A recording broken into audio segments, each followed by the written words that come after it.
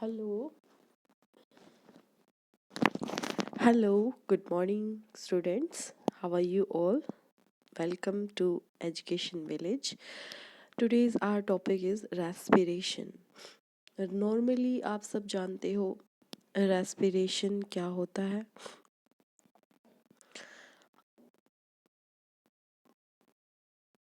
There is a difference between respiration in and breathing. Breathing simply inhale or exhale. Inhale oxygen and exhale CO2. But respiration means जब आप सी oxygen को अंदर लेते हैं, वो oxygen आपके हर एक बॉडी सेल्स तक चली जाती है. जब वो बॉडी सेल्स तक अंदर जाती है तो वहाँ जो सेल्स के पास फूड कंपोनेंट्स आए हैं तो वो ब्रेक डाउन होंगे ऑक्सीजन की प्रेजेंस में और एनर्जी रिलीज होगी. And that energy released up by the cells for different functions. तो इसी का ये सारा प्रोसेस ही रेस्पिरेशन है. इट मीन्स यानी कि ऑक्सीजन की प्रेजेंस में सेल के अंदर फूड को तोड़कर एनर्जी रिलीज करने के प्रोसेस को ही रेस्पिरेशन कहा जाता है. अभी हम देखेंगे चैप्टर में. and you can see here a one activity 6.4. इस एक्टिविटी में दो टेस्ट ट्यूब है, test tube A and test tube B. Test tube A में क्या है, लाइम वाटर है. ठीक, इस लाइम वाटर में आपने एयर को बाहर से डाल दिया है पिचकारी के थ्रू. ठीक, और जो दूसरी वाली है उसमें आपने क्या किया है, टेस्ट ट्यूब बी में आपने एक्सेल की है, आपने एक्सेल किया है एयर अपने अंदर से. ठीक, उस लाइम वाटर में. तो इन दोनों के क्या रिजल्ट्स होंगे. आप सभी जानते हैं कि जो आप CO2 है वो कहाँ प्रेजेंट होती है, हमारे एक्सेल्ड एयर में. ठीक, तो यहाँ पर सिंपली ये देखना है कि रिजल्ट क्या है, how long it takes for this. देखिए यहाँ पर कि यूज अ सिरिंज पिचकारी to pass air through some fresh lime water taken in another test tube. Note how long it takes for this lime water to turn milky. What does this tell us about the amount of carbon dioxide in the air that we breathe out? यानी कि इससे हमें पता चलेगा कि जो हमने oxygen CO2 बाहर निकाली है उसमें कितना अमाउंट है. ठीक है, जो एयर हम बाहर एक्सेल करते हैं उसमें कितना अमाउंट है CO2 का. तो आपको पता ही है कि जब लाइम वाटर के साथ CO2 की रिएक्शन होती है it turns milky. It turns milky in colour, है ना. मिल्की वाटर ये हो जाता है लाइम वाटर. तो जितना ज़्यादा वो मिल्की होगा उसी उसमें इट मीन्स CO2 की अमाउंट उतनी ही ज़्यादा होगी. तो ये एक एक्टिविटी थी छोटी सी. अब ये 6.5 जो एक्टिविटी है ये अबाउट द फर्मेंटेशन है कि आपने एक फ्रूट जूस लिया, उसमें शुगर सॉल्यूशन को ऐड किया और फिर उसके अंदर आपने ईस्ट को सम ईस्ट टू दिस उसमें आपने ऐड कर दिया ईस्ट को. अब इस मिक्सचर को टेस्ट ट्यूब में फिल्ड कर दो विद वन होल कॉर्क, मतलब एक कॉर्क उसमें लगा देंगे आप. ठीक, fill the cork with the bent glass tube. Fit कर देंगे उसको अच्छे से. फिट करने के बाद dip the free end of the glass tube into the test tube containing freshly prepared lime water. अब क्या करना है कि जो वो टेस्ट ट्यूब है, ठीक है, dip the free end of the glass tube into a test tube. Free glass tube लेंगे एक, उसका जो टेस्ट ट्यूब है उसमें फ्रेशली वाटर लाइम वाटर होगा, उसको डिप करने के बाद डिप करेंगे. ठीक है, what changes is observed in lime water and how long does it take for this change to occur. तो हम क्या ऑब्जर्व करेंगे लाइम वाटर में और कितने समय में ये चेंज होगा. What does this tell us about the products of fermentation, और ये हमें फर्मेंटेशन के बारे में क्या बताता है।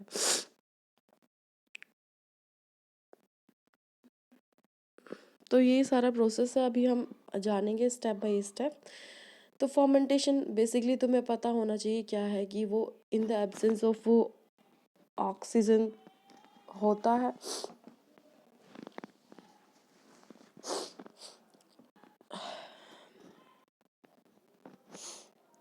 नाउ लेट वी स्टार्ट फिर पैराग्राफ।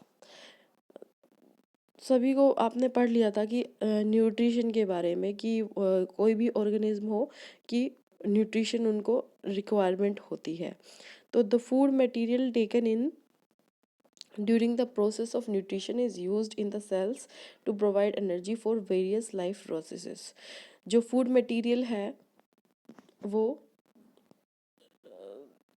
न्यूट्रिशन के टाइम पर सेल्स में अंदर लिया जाता है और उसको एनर्जी में कन्वर्ट करके सेल को उसके वेरियस काम के लिए क्या कर दी जाती है, एनर्जी प्रोवाइड कर दी जाती है। Diverse organism to this in a different ways. Some use oxygen to break down glucose completely into carbon dioxide and water। some use other pathways that do not involve oxygen। तो हर एक organism के अलग अलग method होते हैं। कोई तो oxygen के प्रेजेंस में ग्लूकोज को ब्रेक डाउन करके कम्प्लीटली उसको कार्बन डाइऑक्साइड और वाटर में चेंज कर देते हैं। कुछ दूसरे पाथवेज यानी कि रास्ते यूज़ करते हैं जिसमें ऑक्सीजन की प्रेजेंस ही नहीं होती। ठीक, अब in all cases the first step is the break down of glucose.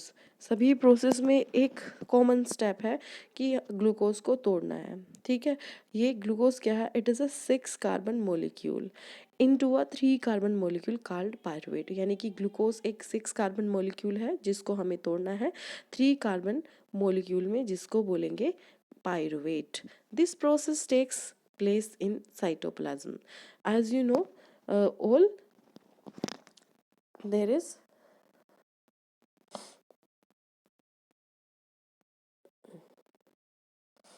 इस तरह से एक सेल होती है।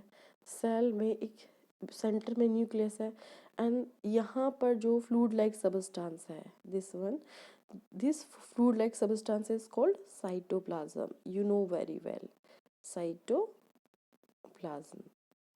ठीक, ये साइटोप्लाज्म है। तो ये साइटोप्लाज्म क्या करता है, इसी साइटोप्लाज्म में सेल के अंदर कोई भी प्रोडक्ट आता जाता है, जैसे कि O2 अंदर आई, यहीं पे आएगी फर्स्ट टाइम, या फिर कोई भी न्यूट्रिशन अंदर आएंगे यहीं, वाटर अंदर आ गए यहीं, बाहर जाएंगे CO2 यहीं से, और कोई भी कंपोनेंट बाहर जाएगा यहीं से। ठीक, तो यही ये बता रहे हैं कि जो ये प्रोसेस है ये साइटोप्लाज्म में के अंदर ही होता है। तो जो फर्दर द फाइट पायरुवेट में be converted into ethanol and carbon dioxide. अब ये पायरुवेट जो ग्लूकोज थी हमारी, ग्लूकोज ब्रेक डाउन हो गया इन द प्रेजेंस ऑफ ऑक्सीजन, किसमें, पायरुवेट में। अब वो जो पायरुवेट में कन्वर्ट हुआ तो वो पायरुवेट भी किसी और चीज़ में टूटेगा। It is converted into the किसमें, एथेनॉल प्लस CO2। ठीक, ये भी हमारा इस तरह से कन्वर्ट हो जाता है। तो फर्दर द पायरुवेट में भी converted into the ethanol and carbon dioxide, यानी कि उसको कम्प्लीटली डाइजेस्ट करके हमें एनर्जी लेनी है। तो this process takes place in yeast during the fermentation. ये जो एथेनॉल और कार्बन डाइऑक्साइड प्रोवाइड पायरुवेट से बनेंगे, ये फॉर्मेंटेशन के प्रोसेस में ईस्ट में पाया जाता है। Since this process takes place in the absence of air, क्योंकि ये जो प्रोसेस है अभी हमने डिस्कस किया था कि जो हमारे कुछ ऑर्गेनिज्म होते हैं वो ऑक्सीजन की प्रेजेंस में अपने फूड को डाइजेस्ट करते हैं और कुछ एब्सेंस में। तो ईस्ट ही वह एक ऑर्गेनिज्म है जो कि ऑक्सीजन की एब्सेंस में यानी कि एयर की एब्सेंस में अपने फूड को डाइजेस्ट करता है। अब वो पायरुवेट को किस में डाइजेस्ट कर देगा, CO2 और एथेनॉल में। ठीक है, तो since this place in the absence of oxygen तो it is called anaerobic respiration. क्योंकि यहाँ पर ऑक्सीजन की एब्सेंस है तो प्रोसेस को बोल देंगे एनएरोबिक रेस्पिरेशन। और दूसरी साइड अगर हम बोलते हैं कि ऑक्सीजन की प्रेजेंस है तो we call that aerobic respiration. Break down of pyruvate using breakdown of pyruvate using oxygen takes place in the mitochondria. जो pyruvate का है oxygen, breakdown of pyruvate using oxygen takes place in mitochondria, यानी कि जो pyruvate है, pyruvate है वो तो जो ऑक्सीजन तो यूज़ होती है उसको तोड़ने के लिए, वो प्रोसेस अब साइटोप्लाज्म के अंदर नहीं होगा, वो प्रोसेस होगा माइटोकॉन्ड्रिया के अंदर। एज यू नो ऑल, माइट सेल है, न्यूक्लियस है, और भी सारी यहाँ पर सेल ऑर्गेनेलिज्म है, जैसे कि this one is the what mitochondria, vacuoles है ना, सेंट्रियोल्स, राइबो, एंडोप्लाज्मिक रेटिकुलम, इस तरह से देर आर मैनी ऑर्गेनेलीज। तो mitochondria is one of the organelles, organelle. Now this process breaks up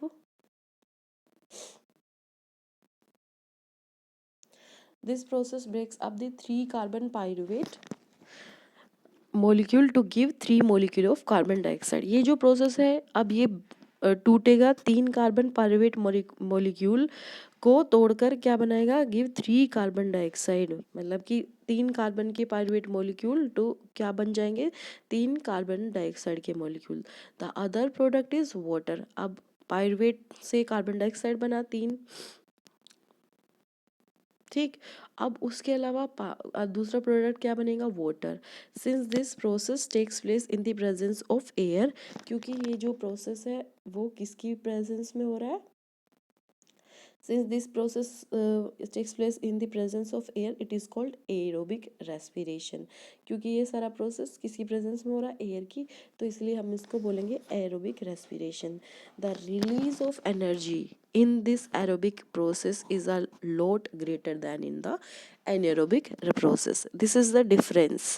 और ये पूछा भी जा सकता है कि जो अमाउंट ऑफ एनर्जी है वो कौन से रेस्पिरेशन में ज़्यादा होती है, तो you can tell easily the release of energy in anaerobic process is lot greater than the anaerobic process, ठीक है।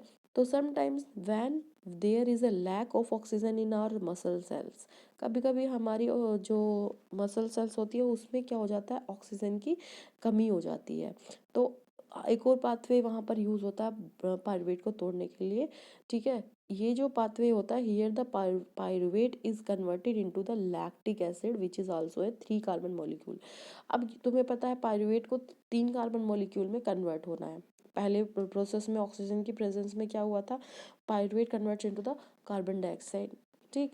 अब यहाँ पर जो होगा वो पायरुवेट कन्वर्ट होगा लैक्टिक एसिड में, ये भी हमारा एक 3 कार्बन मॉलिक्यूल है, ठीक। तो this built up of lactic acid in our muscles, क्योंकि ये सारा प्रोसेस मसल्स के लिए बताया जा रहा है, तो मसल्स के अंदर हो रहा है। And sudden activity causes cramps, और जिसकी वजह से क्या होगा, ये जो भी कोई हम सडन एक्टिविटीज़ करते हैं, ठीक है, तो हमारी क्या होते हैं, क्रैम्प्स आ जाते हैं, यानी कि पेनफुल स्टेज जो आ जाती है कभी कभी, जैसे रनिंग करते हैं हम, और रनिंग करते टाइम उस दौड़ते हैं तो ऑक्सीजन की कमी हो जाए मसल्स में, तो उस टाइम पर लैक्टिक एसिड प्रोड्यूस होगा, और वो लैक्टिक एसिड क्रैम्प्स के लिए कारण बन सकता है हमारे बॉडी में। अब you can see the flow chart here. Our basic molecule, what that is the glucose, it is a 6 carbon molecule, and the process takes place, firstly glucose converts into the, excuse me,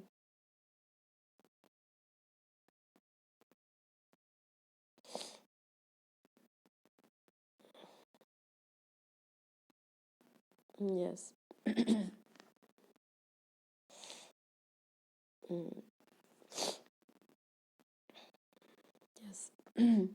Glucose, as you know, it is a 6 carbon molecule, and it is converted into the pyruvate 3 carbon molecule plus energy, and this process takes place always in cytoplasm. This is the very important question for exam perspective, because वो आपसे पूछेंगे कि जब glucose pyruvate में convert होता है तो वो कौन सी लोकेशन होती है, दैट इज़ द साइटोप्लाज्म। आपसे पूछा जा सकता है कि ग्लूकोज 6 कार्बन मॉलिक्यूल से किस में टूटता है, तो वो टूटता है फर्स्ट टाइम पायरुवेट में, that is a 3 carbon molecule, और क्या रिलीज होती है, some energy. Further this process takes place inside where some you can say mitochondria and are in muscle cells, और ये yeast in the absence of oxygen. ठीक, तो first of all we can through mitochondria. Mitochondria, as you know, we have cells and cells have mitochondria, and mitochondria में जो ये process होगा, कौन सा, पायरुवेट के टूटने का, वो किसकी प्रेजेंस में होगा, ऑक्सीजन की। अब ये ऑक्सीजन की प्रेजेंस में सारा प्रोसेस होगा, और जो हमारा पायरुवेट है वो किस में टूट जाएगा, carbon dioxide, that is a 3 carbon molecule, and water and energy, and this energy in the form of ATP। यानी कि ये जो एनर्जी रिलीज होगी वो हमारी सेल के अंदर, सॉरी, वो हमारी सेल के अंदर किसके फॉर्म में स्टोर होगी, दैट इज ATP।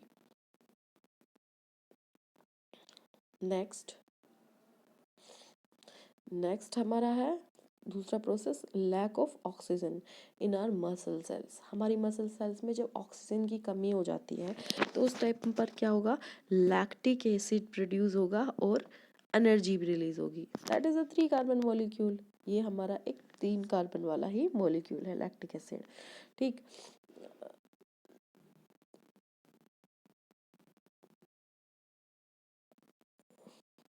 सॉरी, यहाँ पर ये carbon dioxide, it is not a 3 carbon molecule, it is CO2। ठीक है, and the lactic acid is a 3 carbon molecule and energy is also released. Okay, this energy released in the form of what, ATP, and मतलब energy जो release होगी वो ATP के form में store कर ली जाएगी, कहाँ पर, हमारे मसल सेल्स में। और स्टोर करने की तो बात ही नहीं है, क्योंकि ये आपकी सडन जो कंडीशंस होती हैं तभी, जैसे कि आप रनिंग कर रहे हो या फिर आप एक्सरसाइज वर्कआउट कर रहे हैं बहुत ज़्यादा, या फिर कोई गेम वगैरह खेल रहे हैं, उस केसेस में यहाँ पर मसल्स को ज़्यादा एनर्जी की रिक्वायरमेंट होती है, और बॉडी को जब प्रॉपर ऑक्सीजन नहीं पहुँच पाती तो क्या होता है, ऑक्सीजन की कमी में ही पायरुवेट जो है कन्वर्ट हो जाता है लैक्टिक एसिड में। ठीक है, pyruvate is also a 3 carbon molecule and the lactic acid is also a 3 carbon molecule, and energy is released in our muscle cells and which cause cramps. Another is absence of oxygen in yeast. अब ये क्या था process हमारा, fermentation का। अभी हमने पीछे पढ़ा था कि जो फर्मेंटेशन का जो प्रोसेस है वो इन दी एब्सेंस ऑफ ऑक्सीजन, वो ईस्ट के अंदर हम पढ़ेंगे। यानी कि अब जो हमारा पायरुवेट है 3 कार्बन मॉलिक्यूल वाला, वो ethanol plus carbon dioxide plus energy में टूट जाएगा। अब ये एथेनॉल क्या है, it is a 2 carbon molecule. ये एथेनॉल हमारा 2 कार्बन मॉलिक्यूल है। यहाँ पर भी कंप्लीट डाइजेशन नहीं हो रहा है, जैसे कि आपने फर्स्ट केस में देखा माइटोकॉन्ड्रिया में, हमारा यहाँ इसका पायरुवेट का कंप्लीट डाइजेशन हो जाता है, किसमें, carbon dioxide plus water plus energy. ठीक, यहाँ पर भी क्या है, 2 कार्बन मॉलिक्यूल होते हैं, कंप्लीट डाइजेशन नहीं है, कार्बन डाइऑक्साइड प्लस एनर्जी, यानी कि एनर्जी का अमाउंट यहाँ पर भी लो है, यहाँ पर भी लो है, लेकिन यहाँ पर बहुत ही ज़्यादा है इस वाले केस में। तो आई थिंक आपको क्लियर हो चुका होगा, वी हैव 3 pathways for अलग for different organism, and the basic molecule was glucose, and the first process takes place, glucose to pyruvate in cytoplasm, and it is a 3 carbon molecule। pyruvate क्या है, 3 carbon molecule है। First हमने पढ़ा mitochondria में, second हमने पढ़ा muscle cells में, और थर्ड हमने पढ़ा ईस्ट में। एक जो प्रोसेस ऑक्सीजन के प्रेजेंस में हो रहा है उसको हमने बोला एरोबिक प्रोसेस, जो प्रोसेस ऑक्सीजन की एब्सेंस में हो रहा है उसको बोला एनएरोबिक प्रोसेस, और जो एनएरोबिक प्रोसेस होता है वही फर्मेंटेशन का ही प्रोसेस होता है। ठीक, तो ये आपको पूरा पता होना चाहिए। ओके, नाउ अभी हम नेक्स्ट चलते हैं अपना। तो ये था break down of glucose by the various pathways. The energy released during the cellular respiration is immediately used to synthesize a molecule called ATP. अब जो एनर्जी यहाँ पर रिलीज हुई रेस्पिरेशन के टाइम पर, वो इमिडिएटली यूज्ड अप हो जाएगी क्या बनाने में, मॉलिक्यूल जिसका नाम है ATP, which is use to fuel all other activities in the cell, जो कि हमारी बॉडी में फ्यूल की तरह काम करते हैं। फ्यूल समझते हैं ना, जैसे गाड़ियाँ चलती है फ्यूल से, मतलब फ्यूल तेल वगैरह जो भी डालते हैं आप, पेट्रोल डीजल, वैसे ही हमारे लिए, हमारी सेल के लिए फ्यूल क्या है, एटीपी। एंड हमारी सेल की जितनी भी अदर एक्टिविटीज़ होती हैं बहुत सारी, जैसे कि आपको नई क्या बोलते हैं, प्रोटीन बनानी है या डीएनए का सिंथेसिस करना है, ये भी तो एक्टिविटीज़ है, इनमें भी तो एनर्जी चाहिए। तो in this processes ATP's broken down given rise to a fixed amount of energy. अब वो पहले एनर्जी को हमने सिंथेसाइज करके एटीपी बनाया, अब वो एटीपी फॉर्म में स्टोर हो गई, और जब भी सेल को रिक्वायरमेंट होगी एनर्जी की, तो वो एनर्जी को वापस तोड़कर एटीपी मॉलिक्यूल को तोड़कर एनर्जी को रिलीज कर लिया जाता है, और which can drive the endothermic reaction taking place in the cell, और जिसकी वजह से एंडोथर्मिक रिएक्शंस हमारी सेल्स में हो सकते हैं। एंडोथर्मिक और एक्सोथर्मिक रिएक्शंस आपको पता ही होंगे। एंडोथर्मिक रिएक्शंस में एनर्जी जो है यूज्ड अप होती है, और एक्सोथर्मिक में एनर्जी जो है रिलीज होती है, यानी कि एटीपी मॉलिक्यूल को तोड़कर एनर्जी को यूज़ किया गया, that is the endothermic reactions. I think ये आपको क्लियर हो गया होगा। Now this is the ATP, कैसे फॉर्मेशन हुआ एटीपी का। As you can see, ATP is the energy currency for most cellular processes. Energy currency, अगर आपसे पूछे what is ATP, ATP is the energy currency of a cell. The energy released during the process of respiration is used to make an ATP molecule from ADP and inorganic phosphate. यानी कि जो ATP molecule है वो inorganic phosphate और ADP के एक molecule से के combination से बना ATP, ठीक। तो यानी कि inorganic phosphate प्लस फॉस्फेट, ये जो है ये इनऑर्गेनिक फॉस्फेट है, अब ये ऑर्गेनिक फॉस्फेट में कन्वर्ट हो गया हमारा। Endothermic processes in the cell then use this ATP to drive the reactions, and when the terminal phosphate linkage in ATP is broken using water, जब ये आपका टर्मिनल जो फॉस्फेट होगा यहाँ पर, ये जब टूटेगा तो ये एटीपी से अलग होगा, तो वहाँ पर पानी का यूज़ होगा, and the energy equivalent to, जो एनर्जी होगी वो 30.5 किलो जूल मोल रिलीज्ड होगी। तो think of how a battery can provide energy for many different kinds of uses। अब आप सोच सकते हैं कि जो बैटरी है वो कैसे डिफरेंट वर्क्स के लिए काम के लिए एनर्जी प्रोवाइड करती है। It can be use to obtain mechanical energy, ये मैकेनिकल एनर्जी भी मतलब कि आप बैटरी से क्या काम कर सकते हैं, इसको किस चीज़ में ले सकते हैं, मैकेनिकल एनर्जी में, लाइट एनर्जी में, इलेक्ट्रिकल एनर्जी में, एंड सो ऑन, है ना। ये तो आपको भी पता है बैटरी से आप क्या क्या यूज़ ले सकते हैं। तो similarly ATP can be used in the cells for the contraction of the muscles, protein synthesis, यानी कि आप अपने ATP के हेल्प से जो मसल्स में कॉन्ट्रैक्शन होते हैं एनर्जी चाहिए, वो भी ATP की एनर्जी होती है। प्रोटीन सिंथेसिस होता है, conduction of the neurons impulses and many more activities. Conduction of neuron impulses यानी कि बाहर से जो इन्फॉर्मेशन गई वो अंदर ब्रेन तक ट्रांसफर होना, फिर उसका वापस फंक्शन हो जाना, these are all nerve impulses and many other activities जो बॉडी के अंदर होती है आपकी। अगर आप एक पेन भी उठा रहे हो तब भी आपको एनर्जी चाहिए, तो वो एनर्जी कहाँ से आ रही है, वो ATP की वजह से ही आ रही है। आप कोई भी फंक्शन, एक हाथ को भी हवा में मूव कर रहे हैं, then it will be require energy, and ये एनर्जी क्या है, ATP। सो नाउ, तो since the aerobic respiration pathways depend on oxygen, आप सभी को पता है एरोबिक पाथवेज जो है अब ऑक्सीजन पर डिपेंड करेंगे, और aerobic need to be ensure that there is sufficient intake of oxygen.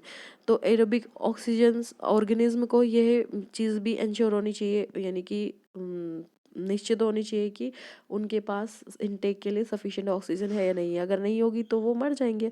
तो we have seen that plants exchange gases through stomata. हमने देखा था स्टोमेटा जो है वो गैसेस को एक्सचेंज करते हैं, ठीक है। And the large intercellular spaces ensure that all cells are in contact with air.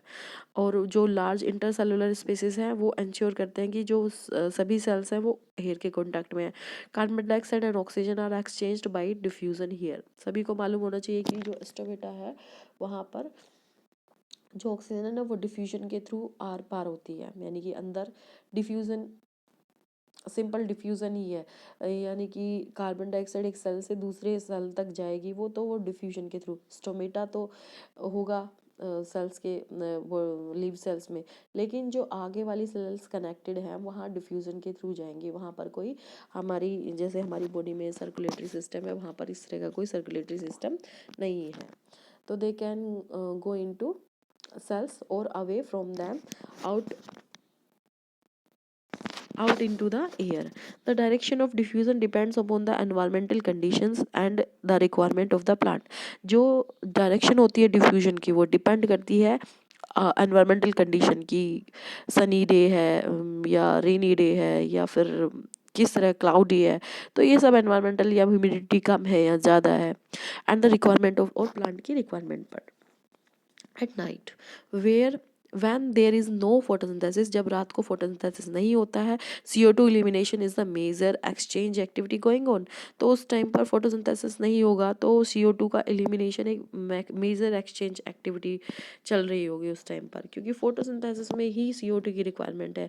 बाकी जो CO2 है अब उसको रिक्वायरमेंट नहीं है। तो during the day CO2 generated during respiration is used up for photosynthesis।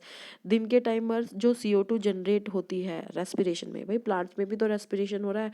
अब रेस्पिरेशन में तो सभी के लिए सेम प्रोसेस है कि ऑक्सीजन से CO2 बनेगी, तो वो प्लांट में CO2 भी जनरेट हो रही है, बाहर से भी ले रहे हैं वो। तो वो जो CO2 जनरेट हो रही है वो दिन के टाइम तो फोटोसिंथेसिस में यूज्ड अप हो जाती है, लेकिन जब रात का टाइम होता है, रात के टाइम तो फोटोसिंथेसिस नहीं होगा, तो उस टाइम पर वो CO2 रिलीज नहीं होगी, है ना, वो एक्स्ट्रा CO2 यूज्ड अप नहीं होगी। तो instead oxygen release in is a major event at this time. तो उस टाइम पर क्या होगा, ऑक्सीजन का रिलीज जो है मेजर इवेंट बन जाएगा उस टाइम पर, क्योंकि जो आपको पता है कि फोटोसिंथेसिस होता है, फोटोसिंथेसिस में CO2 यूज्ड अप होकर ऑक्सीजन बाहर रिलीज होती है ना। तो यही यहाँ पर बताया गया है कि animals have evolve different organs from for the Uptake of oxygen from the environment. Animals के पास डिफरेंट ऑर्गन्स होते हैं ऑक्सीजन को लेने के लिए एनवायरनमेंट से, and for getting ride of carbon dioxide produced. और जो वो कार्बन डाइऑक्साइड प्रोड्यूस करते हैं उससे कैसे उसको बाहर निकालना है, ठीक है, ठीक है। तो ये तो जब बात आपको क्लियर है कि हम सभी ऑर्गेनिज्म के पास अलग अलग ऑर्गेन्स होते हैं। जब भाई आप देख सकते हो टेरेस्ट्रियल जो एनिमल्स हैं, यानी कि जो ज़मीन पर रहते हैं, उनको ऑक्सीजन के लिए ऑक्सीजन कहाँ से लेते हैं, एटमॉस्फेयर से। लेकिन जो एनिमल्स पानी में रहते हैं वो ऑक्सीजन कहाँ से लेते हैं, डिजोल्व वाटर में से, ठीक है। तो उनके लिए ऑर्गन्स भी अलग अलग होंगे। As you know we have lungs for terrestrial animals and for you can say amphibians, some amphibians। और amphibians की बात नहीं करेंगे हम यहाँ, उस प्रोसेस को बाद में समझेंगे। हम यहाँ फिशेस की बात कर लेते हैं जो पानी के अंदर ही रहते हैं। तो उनके पास हम गिल्स वगैरह जैसे स्ट्रक्चर देखते हैं, क्योंकि वो उनको पानी लेना होता है कहाँ से, dissolved water, sorry oxygen dissolve लेनी होती है। तो आई थिंक ये सारा प्रोसेस तुम लोगों को समझ में आ गया होगा। अभी आगे इसके बारे में हम कल पढ़ेंगे और आगे। तो आज के लिए इतना ही। अगर कोई भी डाउट हो, नहीं भी समझ में आ रहा हो, कहीं भी कुछ भी दिक्कत हो, ठीक है, आप मुझे कमेंट करके बताइए। और सेशन जैसा भी लगा हो आपको, आप बताइए मुझे, ठीक है। अब कल फिर मैं वापस आगे की जो पार्ट है वो लेकर आएंगे। और कोई भी प्रॉब्लम है तो प्लीज़ बताइएगा। Okay, thank you very much.